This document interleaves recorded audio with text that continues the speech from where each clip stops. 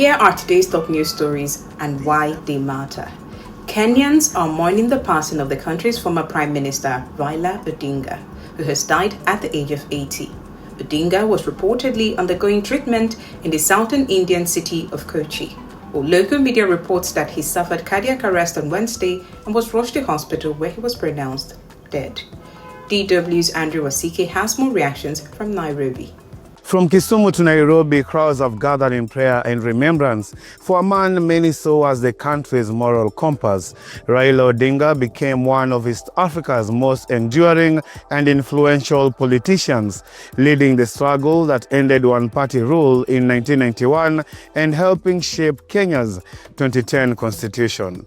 To his supporters, he embodied resilience and the spirit of democracy. Tributes are pouring in from across the region, describing him as a statesman who stood up for justice and equality. Yet, his life was not without controversy. Critics faulted him for sometimes divisive rhetoric, for claims of fueling ethnic tensions in heated campaigns, for repeated election challenges. I have been speaking with some Kenyans to find out what they think. Our greatest person in the world has just died. I don't know how this Kenya is going to survive. He was the only person who could unshake. He was the only man who could make peace in Kenya. It's a very big blow to us and to me myself. I knew Raila as a person, and Raila was a real politician.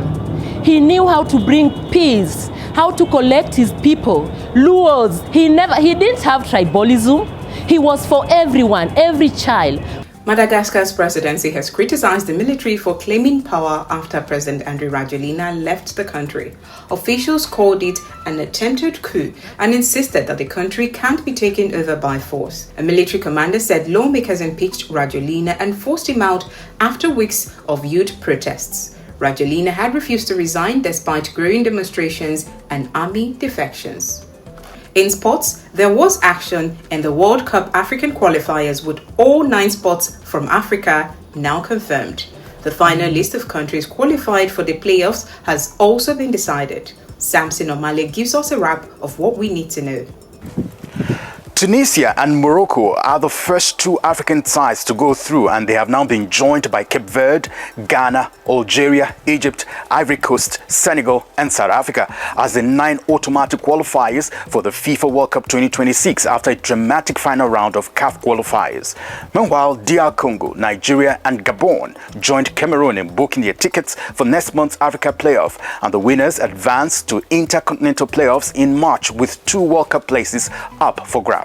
The 2026 World Cup will be co-hosted by the United States, Canada and Mexico. It is the first time the tournament will be hosted by 3 different nations, expanded to include 48 teams for the first time, and as a result, it will last a record 39 days. And just before we go, a rights group in Ghana has sued the government for accepting 14 more West Africans deported from the US to Ghana under an accord between the countries. The group, Democracy Hub, is seeking to block the arrangement. Their arrival on Monday brings the overall total to 42 deportees accepted by the Ghanaian government. Well, that's all we have time for today. Don't forget to leave a comment, like and subscribe to our channel, DW Africa. Thanks for watching. I'm Chinaza Samuel.